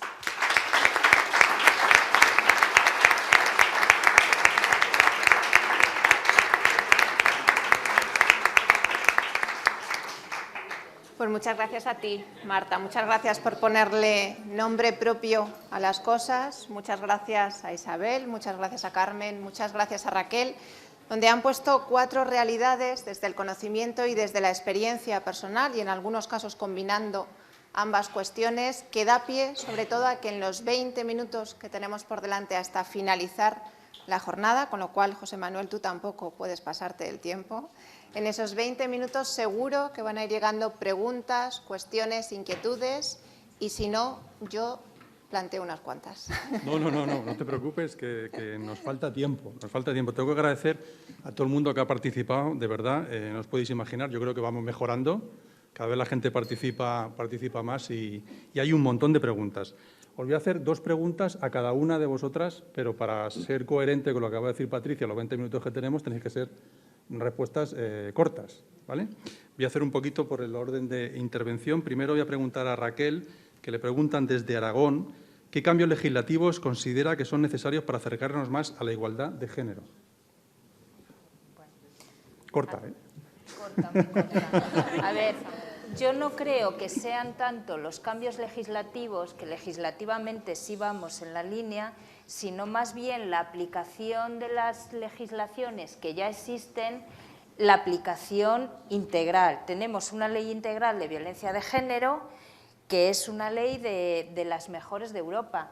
Tenemos una ley de igualdad, tenemos una ley de dependencia, tenemos la ley de discapacidad, y no es tanto los cambios legislativos. Ha habido últimamente también, en julio del año pasado, cambios en el Código Penal, sino la aplicación de estos cambios, la aplicación de la legislación en todos los niveles, empezando por los centros de enseñanza, en la educación, en primaria y en secundaria, incluyendo la igualdad en todas las asignaturas, o sea, de una forma transversal, como realmente se tiene pensado, la aplicación real de la forma transversal de la igualdad en los centros de enseñanza, aplicando la igualdad, por ejemplo, en las administraciones. Tenemos el segundo plan de igualdad en la Administración General del Estado, que se aprobó en diciembre del año, salió en el BOE, se publicó en el BOE en diciembre del año pasado.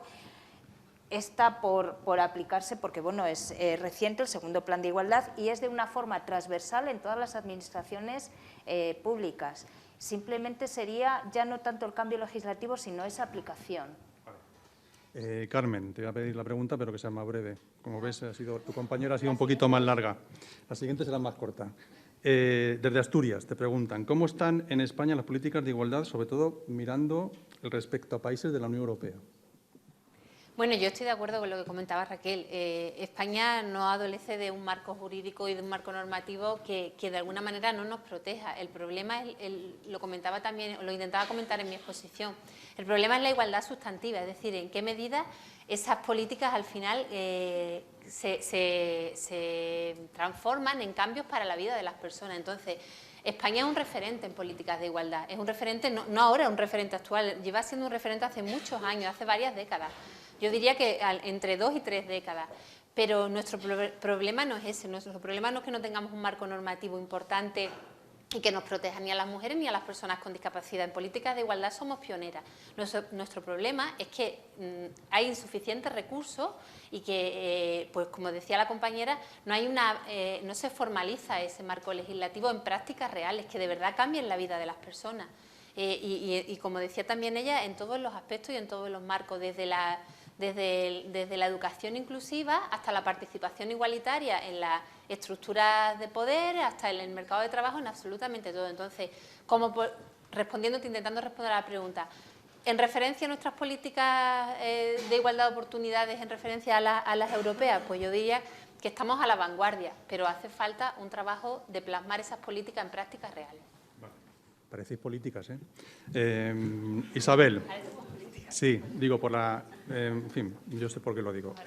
Isabel, te preguntan desde Galicia. A ver, ¿qué puede hacer el profesorado en la formación para que se consiga una mayor igualdad entre los chicos y las chicas, sobre todo desde pequeños? Bueno, precisamente este tema lo abordamos recientemente en unas jornadas que se celebraron el día 29 de febrero. ¿Qué responsabilidad tenía el sistema educativo también en la transmisión de todos estos valores, estereotipos, mitos en torno a lo que significa ser mujer o cómo te construyen desde pequeño ser niño, niña y también tener una discapacidad? Yo creo que también lo que pasa en nuestro país es que hemos cargado demasiado las tintas en el profesorado, que realmente parece ser que tienen que encargarse de todo, de temas de medio ambiente, de temas de género, de temas de discapacidad. Obviamente necesitamos un profesorado que esté formado en temas de diversidad, pero yo sobre todo considero que es una cuestión de responsabilidad de las autoridades de educación, que tomen el tema de la educación en diversidad como una cuestión que debe ser tratada en las aulas. Esto es fundamental, es una cuestión de política pública, esto le corresponde realmente a nuestros políticos, ponerse de acuerdo y realmente introducir ese tipo de discusiones, de debates, de desmontar todas estas construcciones falsas, ¿no?, en torno a la discapacidad, al género, en torno a la inmigración, en torno a tantos y tantos grupos que están en situación de exclusión, sin quitar que es necesario, por supuesto, que contar con un profesorado formado y que de la currícula consigamos introducir transversalmente temas de género, discapacidad, etcétera. Muy bien. Marta, te preguntan, has dejado impactada a la audiencia, en fin, dices que tienes 2 niños, va a tener a una niña, y preguntan, ¿qué trucos usas en casa para educar a tu familia en igualdad de género? Básicamente es predicar con el ejemplo. Afortunadamente vivimos en un ambiente de igualdad en casa, en todo lo que se puede, por lo menos en lo que es la vida familiar. En la vida laboral eso es harina de otro costal, o sea, la realidad es que su padre vuelve a las 8 de la tarde, como la mayor parte de los padres de España hoy por hoy, que esperemos que vaya cambiando y eso se vaya repartiendo un poquito, que esa sería la idea. Pero con las políticas que tenemos, pues todavía eso no se puede conseguir. Volvemos a Raquel. Raquel, desde La Rioja, ¿existe alguna herramienta que recoja las políticas específicas y los recursos de cada territorio para fomentar estas medidas de igualdad que estamos comentando? ¿Herramienta en las comunidades autónomas? Sí, herramientas para saber qué está haciendo cada comunidad autónoma, qué está haciendo... Bueno, tenemos la red de políticas de igualdad. En la red de políticas de igualdad está representada el Ministerio de Empleo, el Instituto de la Mujer, y están representadas todas las unidades de igualdad de la Administración central, la Administración General del Estado y todos los organismos de igualdad de las comunidades autónomas. Precisamente vamos a tener el plenario el día 12 y 13 en Aragón, el 12 y 13 de abril, el plenario de la red, y sí que ahí están representadas todas las unidades de igualdad de las comunidades autónomas. Carmen, las mujeres eligen menos especialidades tecnológicas y científicas. ¿Cómo podríamos cambiar esto? Bueno, pues cambiando un poco, yo creo que la idea de la contribución que tenemos las mujeres a la vida y a la sociedad en general. Las mujeres eligen carreras más relacionadas con la sanidad o con políticas sociales porque seguimos un poco vinculadas a ese rol de cuidadora.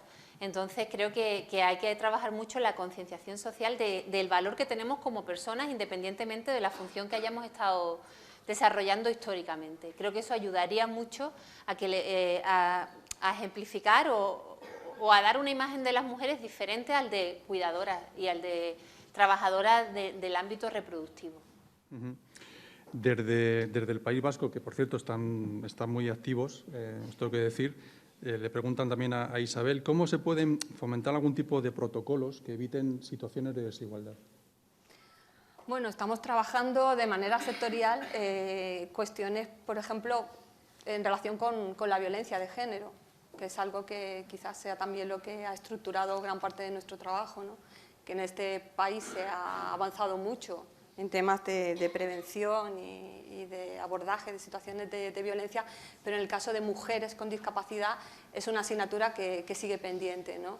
Entonces, nuestra manera de trabajar no es establecer protocolos concretos, sino que todo aquello que forme parte de la política pública de igualdad tiene que incluir a las mujeres con discapacidad, tiene que introducir la variable de discapacidad, porque entonces vamos a estar haciendo políticas sectoriales paralelas que no nos van a... Quizás puntualmente sea necesario como una medida de acción positiva, pero consideramos que lo que tenemos que abogar es por la transversalidad. Entonces eso fundamentalmente es el camino que llevamos. Marta, ¿cómo se podría fomentar la práctica deportiva de mujeres y de niñas y en esa práctica deportiva fomentar también la integración? Pues como todo en esta vida, todos hacemos más o menos lo que vamos viendo por delante y fíjate cómo nos trata la información.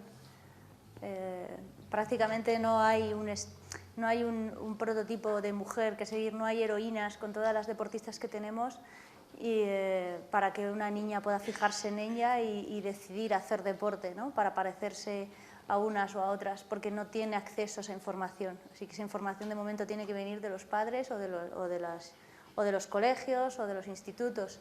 Y luego está el tremendo problema del aspecto físico. ¿Cuántas veces yo lo he oído, por lo menos un montón de veces, dentro del deporte de élite, cuando te tocan un brazo y te dicen, ¡oh, pareces un hombre! Y este comentario a un adolescente le hace muchísimo daño, porque no quiere parecer un hombre. Entonces, como se asocia la femineidad a estar enclenque, pues es un problema, ¿no? Y eso hay que trabajarlo también desde las instituciones y desde los hogares, que es donde realmente se puede hacer el trabajo. Yo cuando mi niño va a un cole donde hacen judo los niños y las niñas hacen danza. Hay 2 niñas haciendo judo de su clase, ninguna, pero en todo el grupo, que va desde segundo de infantil hasta tercero de primaria, hay 2 niñas en total en el tatami haciendo judo. Y no hay más porque las demás están todas haciendo danza. Y cuando dice que los niños y las niñas, que patatín, que patatán, pues es corregirle esas cosas. Esas situaciones son oportunidades para crear diálogo y hablar sobre el tema en casa. Dices heroínas. Justamente hoy se ha presentado la candidatura de una heroína que esperemos que consiga ese premio. Así el es. Príncipe de Asturias del Deporte, Teresa Perales, y que apoyamos desde aquí. Hay preguntas también del público, que creo que Cristina, de la Fundación Once el Perro Guía, quería hacer una pregunta. Creo que hay un micrófono. También hay un hombre, acabo de ver que hay un hombre que por fin levanta la palabra, que ahora le daré la palabra. Es el primer hombre que se atreve. También he visto otro, se ha atrevido. Bien. Cristina, venga. Hola, buenas tardes. Desde mi trabajo tengo la suerte de conocer cómo muchas mujeres con discapacidad se van integrando en el mundo laboral. Pero a mí me gustaría hacer una pregunta a Raquel y a Carmen, ¿qué hechos concretos, tanto desde la universidad como desde el Instituto de la Mujer, estáis haciendo para que la integración de la mujer con discapacidad no sea algo meramente anecdótico, como has dicho antes tú, Marta? Gracias. Carmen, perdón. Bueno, yo contesto antes. El Instituto de la Mujer ya indiqué antes que ahora no trabaja especialmente con la discapacidad porque está el Real Patronato de la Discapacidad en la Administración del Estado, trabajó antes, y lo que yo expliqué, sí que trabajamos en empleabilidad, pero con las mujeres, no específicamente con mujeres y discapacidad. Entonces, son los programas un poco que indiqué antes en el área de empleabilidad. Como en respuesta a tu pregunta, bueno, la verdad es que yo creo que esto es una carrera de fondo, ¿no? En primer lugar, creo que el trabajo que hacen las mujeres con discapacidad en la universidad, mi percepción es que somos invisibles, directamente. Nadie sabe que estamos ni que existimos, ni nadie nos tiene en cuenta de forma diferenciada para absolutamente nada. Entonces creo que es una carrera de fondo porque creo que lo que hacemos, en primer lugar, un poco, es sensibilizar y educar en la atención a la diversidad. Y cuando digo atención a la diversidad, hablo de hombres y mujeres con discapacidad o niños y niñas con necesidades educativas especiales asociadas a su discapacidad. Y en esa carrera de fondo de intentar que las personas con discapacidad estén incluidas en todos los sentidos, después estamos en la segunda batalla, que es hacer una diferenciación en cuanto a las mujeres con discapacidad. Y en ese sentido, como institución, la universidad no hace nada así que pueda ser destacable. Y lo que puedes encontrar en la universidad es el intento de investigadoras o de grupos de investigación. La Autónoma tiene un grupo de investigación que trabaja directamente con investigación sobre mujeres y discapacidad. Pues eso, intentos individuales de investigadores o grupos de investigación que están trabajando sobre el tema y que de alguna manera intentan que a través de su trabajo, primero se visibilicen a través de la investigación empírica, se visibilice la situación de las mujeres con discapacidad y después, pues a través de la publicación de trabajos, informes, artículos, llámenle como queramos, poder hacer visible y extensible esa realidad al resto de la población o al resto de la comunidad. Muy bien. Alberto Durán. Sí. Bueno, primero enhorabuena por la jornada y una cuestión desde el lado desde un hombre, ¿no? Una reflexión en la táctica, ¿no? En la táctica para mejorar.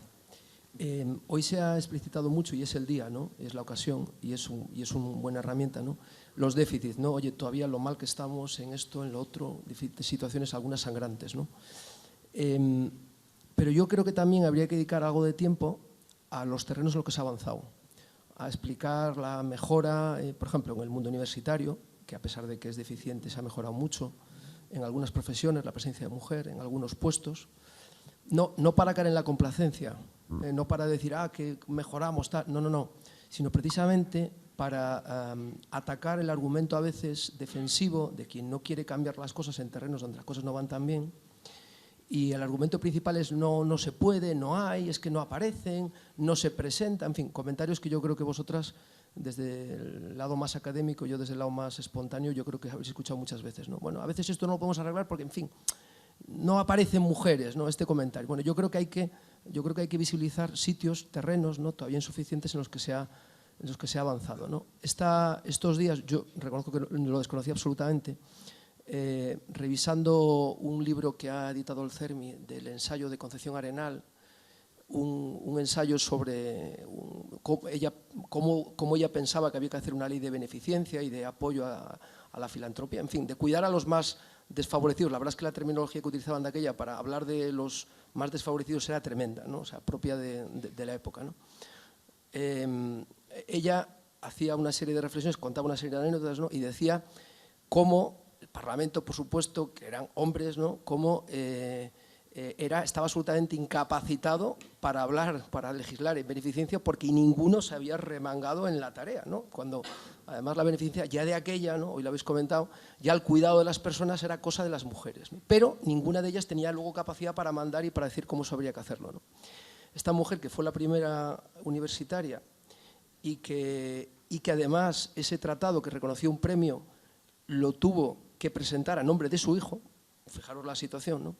Describía la situación general que tenía la mujer, la frase me parece que era lágrimas de mujer, cólera de hombre, ¿no? La situación como ella lo vivía, ¿no? Bueno, la verdad es que qué difícil, ¿eh? Qué difícil lo tienen, lo han tenido y qué difícil lo ponemos, ¿no? La verdad es que hay que dar pasos y no es fácil, ¿no? No es fácil. Pero lo que no vale es decir no se puede, ¿eh? Y por lo tanto yo creo que a veces ver dónde se ha conseguido mejorar tiene que ayudar a cambiar las mentalidades, digamos, más inmovilistas, ¿no? Más que se apoyan en fin, es que esto es muy difícil, esto no se puede hacer, ¿no? Nada más. A ver, ¿quién se atreve? ¿No contestáis? ¿No decís nada? No, quizás no es que no se pueda. O sea, creo que la reflexión aquí compartida ha sido un análisis de una realidad, ¿no? También ser muy vigilantes o ser muy conscientes de que las conquistas, obviamente, son muchísimas en nuestro país, pero también es muy fácil volver atrás, que es quizás lo que más miedo da, ¿no? Que las conquistas no son para siempre. Entonces, estamos a 9 de marzo, estamos conmemorando y celebrando también el día 8, que es un día de reivindicación y de denuncia. Entonces yo creo que es un foro en el que tenemos que sacar a la luz el camino que queda por andar, sin, por supuesto, desmerecer todo aquello que se ha conseguido hasta ahora, que ha sido mucho, pero que queda muchísimo camino todavía. Creo que Sofía también había pedido la palabra. Ahí está al fondo. Ah, perdón, y el otro hombre, perdón, el otro hombre que también se había atrevido. Sí, tú. Hola, buenas tardes. ¿Te presentas, por favor? José. Vale, José. Mira, me gustaría preguntaros qué significa para vosotras, para cada una de vosotras, el día 8 de marzo. Venga, un titular. Ahí os lo dejo. Bueno, yo ahí voy a ir un poco en la línea que comentaba Alberto, ¿no? Para mí es un día de celebración, porque evidentemente estoy muy de acuerdo con lo que decía Isabel, pero bueno, creo que también es un día de celebración y de celebración de los logros y de las metas conseguidas. Desde luego eso no nos deja en la complacencia, pero sí que creo que de alguna manera hay que celebrar el esfuerzo que muchas mujeres han hecho y que siguen haciendo día a día. Entonces, para mí básicamente es un día de celebración. Yo creo que significa la lucha. La lucha, efectivamente, como decía él, los cambios sufridos. Antes, hace años, una mujer no podía ni tener una cuenta bancaria porque tenía que pedir permiso a su marido o le tenía que autorizar su marido o su padre, y evidentemente supone el Día de la Mujer visibilizar toda esa lucha y todo lo que estamos consiguiendo, aunque lo que queda por conseguir, una visibilización. Isabel. Bueno, yo lo he dicho quizás un poco antes, ¿no? Yo lo vivo con mucha alegría el día 8 de marzo, pero también a veces con mucha zozobra, realmente. Y sí que creo que es un momento pues para reconocer el camino recorrido, pero también para seguir reivindicando. Marta. Pues para mí representa la lucha, como ha dicho también la compañera, porque al fin y al cabo a mí, por lo menos, desde que tengo también 2 tías que trabajan en el Instituto de la Mujer en Madrid, y hace ya muchos años me preguntaron, pero tú sabes qué pasó el 8 de marzo, ¿no? A mí no se me ha olvidado esa reflexión, es decir, pues bueno, ya no nos queman vivas en una fábrica, pero se ha progresado mucho, pero todavía queda mucho camino por hacer. Venga, Sofía, la última pregunta. Sí, yo como mujer con discapacidad me he encontrado en bastantes situaciones de desigualdad. Afortunadamente ahora estoy en una situación privilegiada en el ámbito laboral, pero me gustaría pedir alguna propuesta o herramientas reales ante los obstáculos que podemos encontrar las mujeres con discapacidad en los obstáculos a la igualdad. ¿Qué?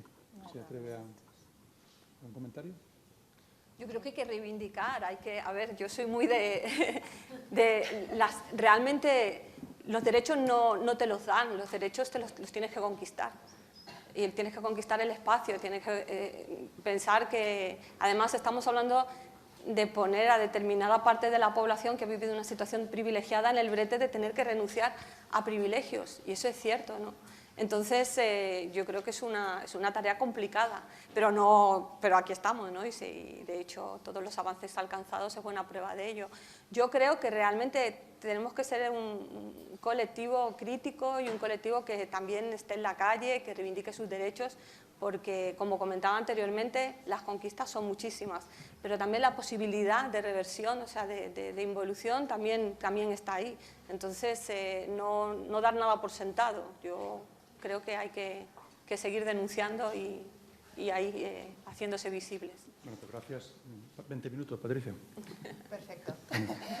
Pues para acabar, yo agradeceros la participación, tanto a los que estáis aquí como a los que nos habéis seguido por streaming, agradecer que además año a año seamos más y agradeceros sobre todo a las 4 que habéis estado aquí por desde distintos puntos de vista poner sobre la mesa. Es verdad que aspectos ganados, pero es verdad que todo lo que queda por delante, y hablamos de retos importantes y de muchos años de lucha en los que llevamos trabajando y de muchos menos en los que se empieza a visibilizar de verdad con datos y con experiencias pues esa lucha de las mujeres por la igualdad de oportunidades. Ojalá haya muchas más catedráticas, de aquí no sé si al 8 de marzo de 2017, pero ojalá en unos poquitos años haya muchas más como ejemplo de lo que podemos conseguir las mujeres. Ojalá haya una catedrática con discapacidad, no solo por el ejemplo puntual de esa persona, sino por la labor que tiene por delante de ejemplificar y de sensibilizar, y de verdad terminar con una convicción del Observatorio de Igualdad de Oportunidades de la ONCE y su fundación, y seguro que de las que estamos aquí en esta mesa y de los que estáis escuchándonos. La lucha por la igualdad de oportunidades, vinculada a género, vinculada a discapacidad y vinculada a las dos cosas, es una cuestión de todos, no solo de nosotras.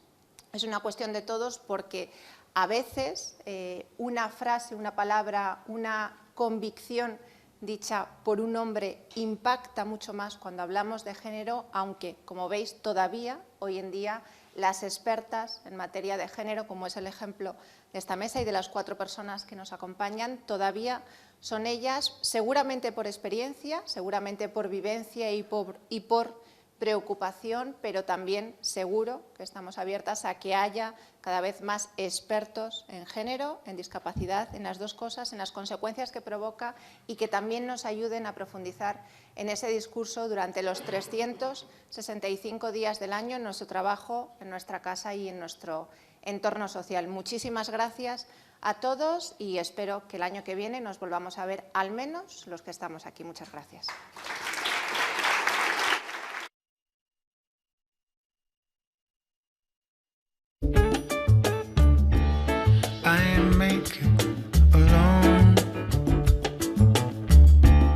When love is gone, when will I begin my life again? One day I fly